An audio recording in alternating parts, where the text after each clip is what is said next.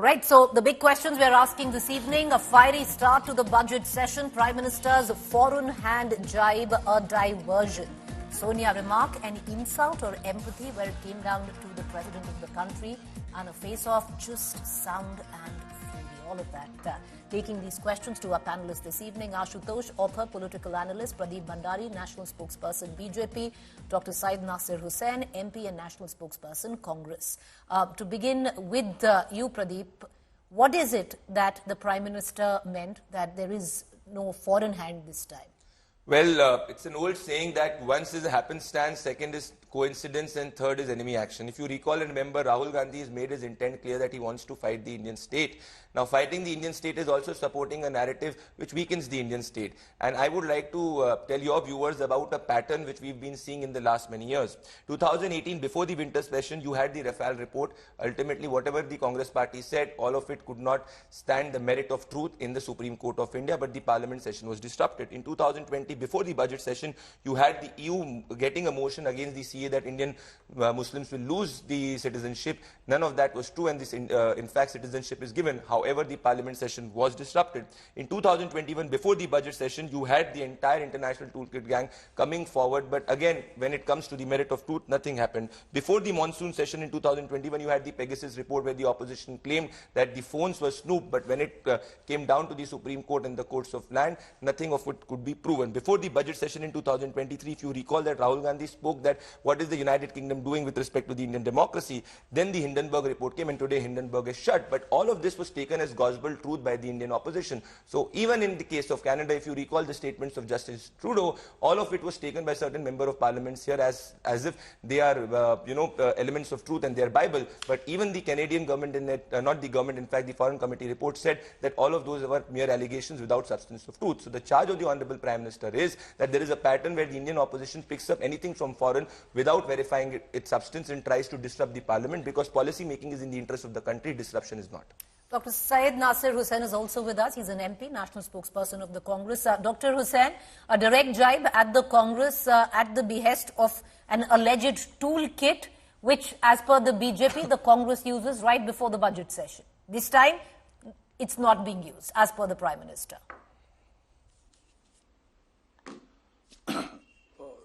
See, the Prime Minister is scared of the questions that are being asked to him. In the last 10 years, he had not answered any question that was posed to him in the Parliament or outside the Parliament. All the issues that were raised were all brushed aside, whether it is Pegasus, whether it is electoral bonds, whether it is Hindenburg report, whether it is the FIR against one company and its owner in US.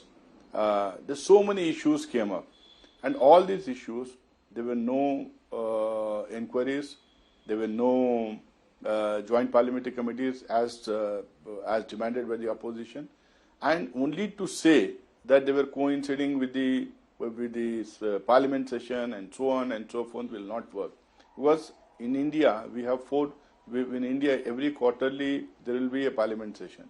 So do you think that if something comes up between one session and the another session, the parliament members are not entitled to take up those issues, or they are not entitled to ask questions on those issues? It is only lowering the dignity of the parliamentarians and the parliament. They are the saying, meaning to say that the parliament members are acting on behalf of the foreign agency or on behalf of those people, those are inimical to the interests of India. So this is only trying to defame, discredit, and lowering the dignity of parliamentarians and parliament in India. The Prime Minister shouldn't have stooped to this level before the start of the budget session. He was just trying to provoke that these issues are not taken up. We have taken up these issues not because they are just somebody has raised this issue. We have taken up these issues because these are the real issues. Rafale, a country which benefited from the deal, is conducting an inquiry. A country which lost money in a deal is not conducting an inquiry. What happened in Pegasus?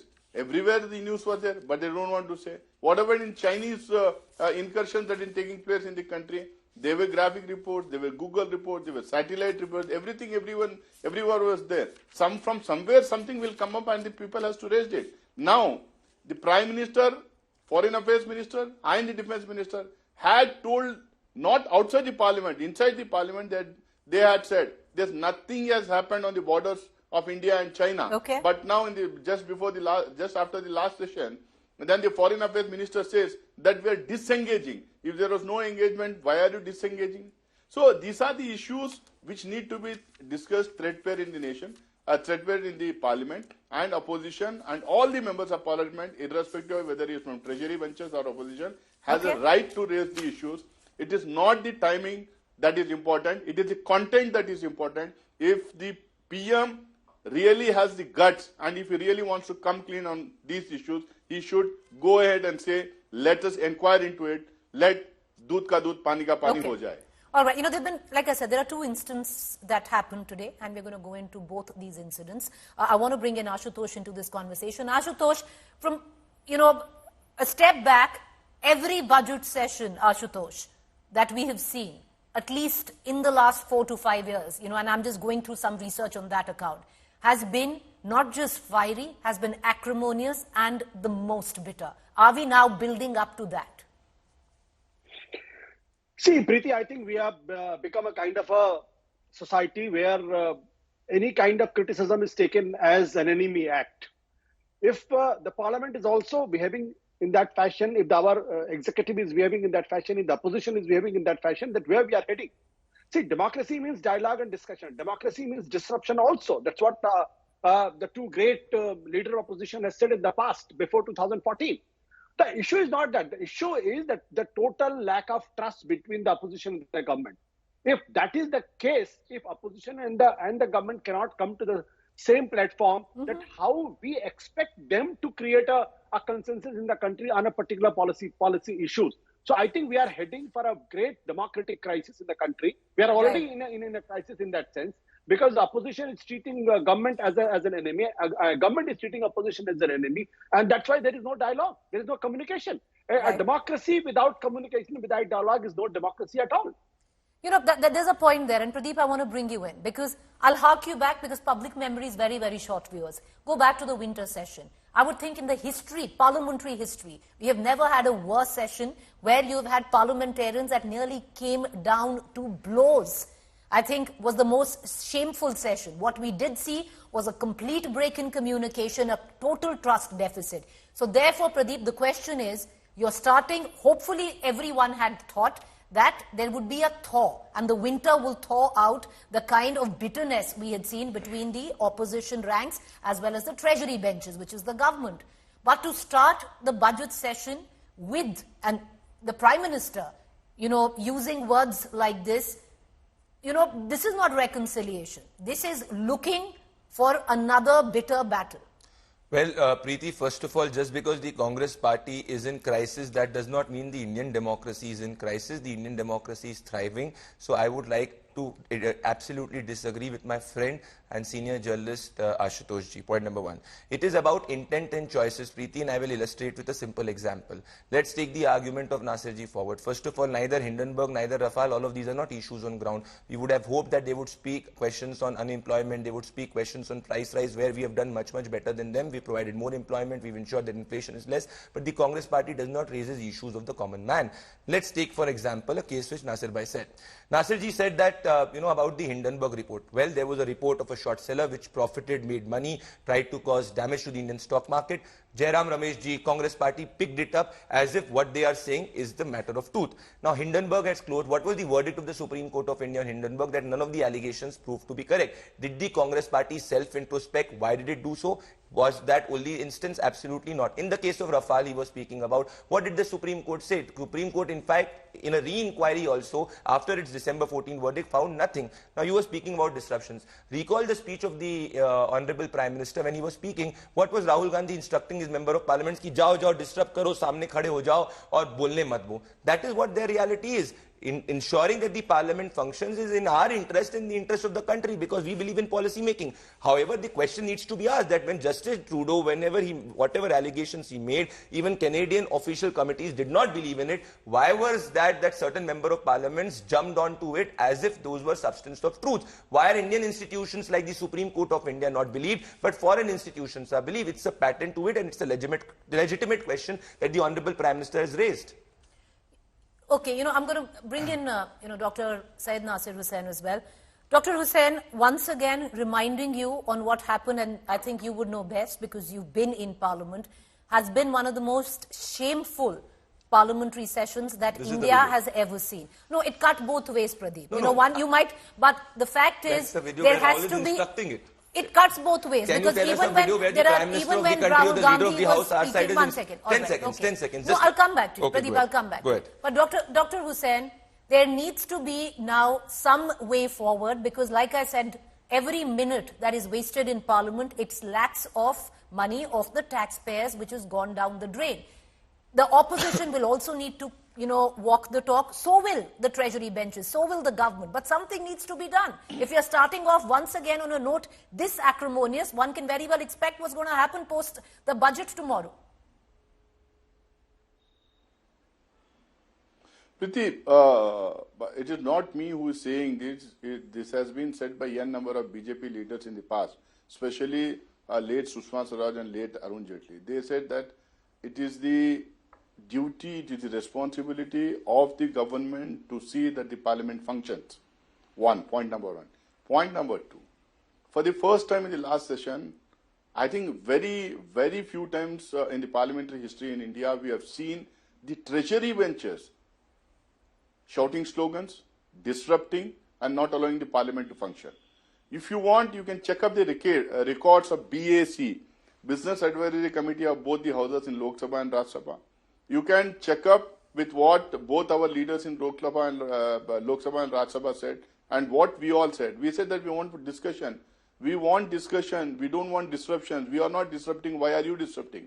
There were backroom negotiations. We met the chairman of Rajya Sabha, speaker of Lok Sabha. We said that we want discussion. We gave it in writing that we want discussion on these issues.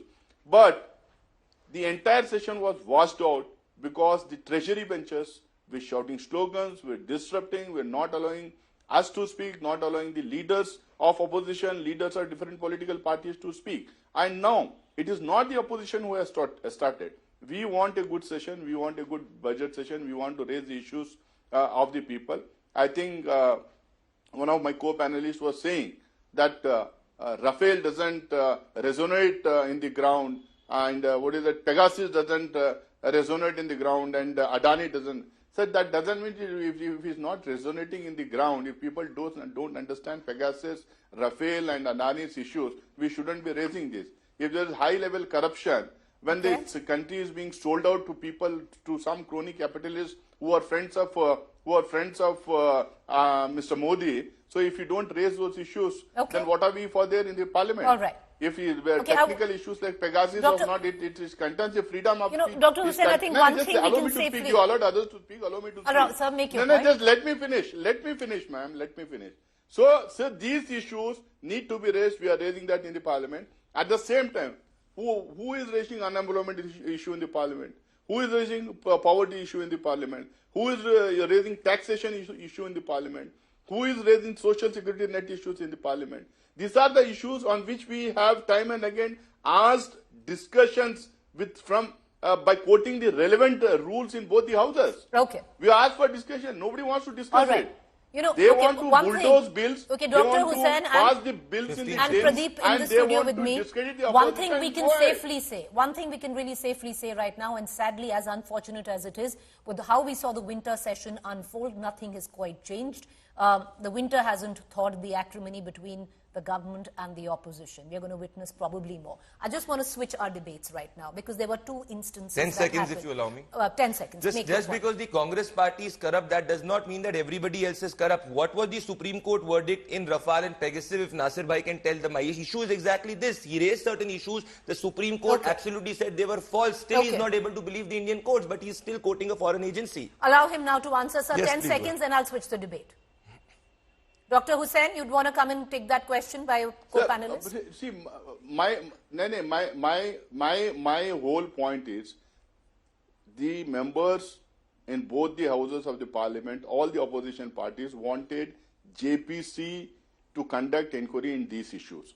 This was not acceded to, number one. Number two, these Sir, cases what was the Supreme Court verdict? Okay, 1 second, please allow. Okay. Allow me to speak. One by one. I asked a specific question to 1 you. second. What was Okay, the Supreme Dr. Court Hussain, verdict make on your Rafale and point. Pegasus? Allow Dr. Hussain to make his point. Sir, make your point. Go ahead. See, and what did the Supreme Court say on in which context and what issue and who had filed Come on. it? We had not gone to the court. We said that we want to deal it in Parliament. We said that we want a He's not believing the Okay. courts. Why You know what I'm going to do He is, does not I'm believe going the Supreme Court to, of 1 India. second, I'm going to, it's not about, No. Why do you see? okay, 1 second, you can't talk over each other, please, and this is not the way I conducted it. 1 second. What I'm going to do is, I'm going to now switch debates. We're going to go to the second part of our debate, because like I pointed out, there were two instances that took place today. And Ashutosh, I want to bring you in on that. There is a sense right now, and, that is cutting in, suggesting that the language used by Ms. Sonia Gandhi, where she called, or in a matter of figure of speech, said poor thing to the speech made by the president, was an insult. The Congress says that this was empathy. Preeti, are we serious? No, It's become a political point, Ashutosh. No. Not because some political party wants to give a spin to a kind of a language. Do you really think that this is an insult? This phrase is disgusting, is insulting, is intimidating? I don't think so. If that has become the level of our debate in this country, then only I'm really dreading today. So these are the phrases which are used on a daily basis. Today there are much serious things which has to be debated, and I agree with a few of the opposition leaders' stand that why we can't discuss Kumbh. So many people have died. What happened? Why the VIPs were in queue? And when the Aam Aadmi ward was dying.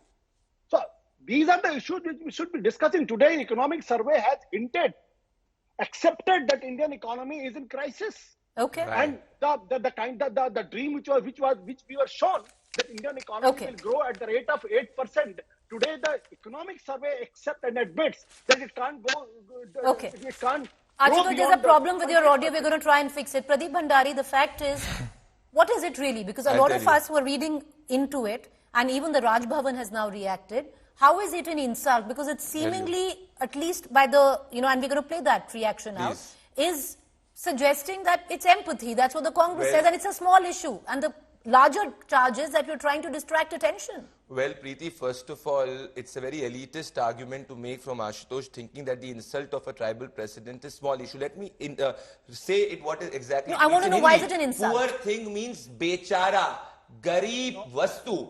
Is the first tribal president of India bechara? And look at the history and the trajectory of the Congress party. On January 31st, 2025, which is today, Mr. Gandhi said it is boring. So what was he expecting the president of India to say, have an entertainment or a comedy show? Rahul is accustomed to it. That is point number one. Point number two, remember what happened on when Rahul Gandhi wanted to greet the first president of tribal president of India. Rahul Gandhi even did not greet her. That is point number two. So if speaking about the marginalized and the tribals is, non-issue, that exactly tells you the mindset of the Congress party. And Ashutosh, let's say another instance. On January 2022, beg your pardon, July 13, 2022, Ajay Rai called her representative of evil philosophy of India. Are you telling the president of India was called evil? Now she's called a poor thing, she's called boring, just because she's a self-made woman coming from the tribal community? This is what insults Who called her boring? Rahul Gandhi called the speech was boring? What do you mean? What was he expecting? An entertaining show? No. Please One translate second. what does allow me to bring in Dr. Let's get an opinion from the Congress. Dr. Hussain, I'd like to bring in Dr. Hussain, Ashutosh, and I'll come back to you. Allow me to bring in Dr. Hussain into this. Dr. Hussain, the charge is maybe there was no intent that Sonia Gandhi meant to, what the BJP alleges, insult the president, but the charge is it's a constitutional post and one must honor and respect it.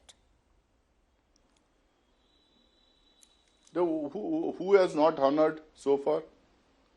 who has not honored President Murmu. It is the BJP who has not honored President Murmu.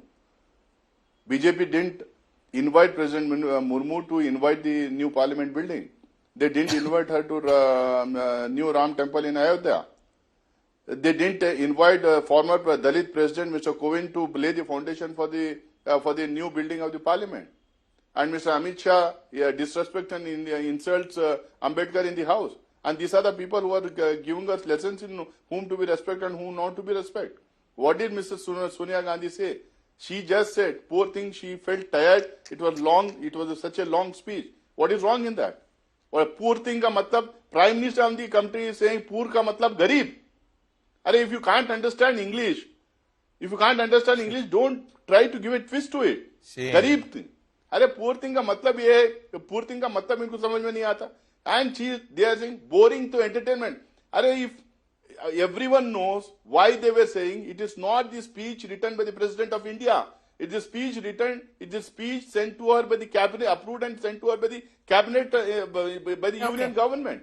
So the swipe was not against the president, but against the union cabinet and the Modi. All right, 10 seconds, Ashutosh. I need to close the show. So if 10 they seconds. don't understand that, and if they want to make an issue out of it, we can only laugh at them. All right, diverting attention is the charge by the Congress. Ashutosh, 10 seconds, sir. I need to close the bulletin. Go ahead. Preeti, I'm glad that the BJP spokesperson think that I'm very elitist. All my life, I did journalism in Hindi. My English is very poor. I know this, but I can understand that in the context the language was used is a really something which we should be feel that what country we have become. We can't even understand a phrase which is so commonly used in our language. And if somebody is trying to give a spin to this, God only can save us. Okay, Pradeep, the question is, I'll tell you, the question is that it's not that she's trying to insult. It's not that the BJP doesn't understand that she wasn't insulting. The charge is that you're trying to spin it politically. You're diverting attention on the number of deaths of Kumbh. You're trying to shroud questions that need to be raised on that. Well, Preeti, the official statement of Rashtrapati Bhavan completely fact-checks Sonia Gandhi. Now, when the President of India feels insulted, do you not believe that it is the responsibility of Sonia Gandhi and Rahul Gandhi to apologize? But they will not do so because for 50 years they did not create the tribal ministry. They hate speaking about the marginalized. That is why they are laughing at it. And अगर अंग्रेजी किसी को नहीं आती, इसका ये मतलब नहीं है कि उसका इंटेलिजेंस लेवल नीचे है, नासिर भाई. ये देश जो है गरीब जो है वो चलता है और गरीब प्रधानमंत्री आज है. अरे पहले समझो ना, इसका मतलब ट्विस्ट मत करो ना. सच्चाई बोल रहे हैं आपने. All right, okay. On that note, I think we've got a short glimpse on what the budget session is going to look like. It's a short glimpse into that. I would reckon way worse than what the winter session was.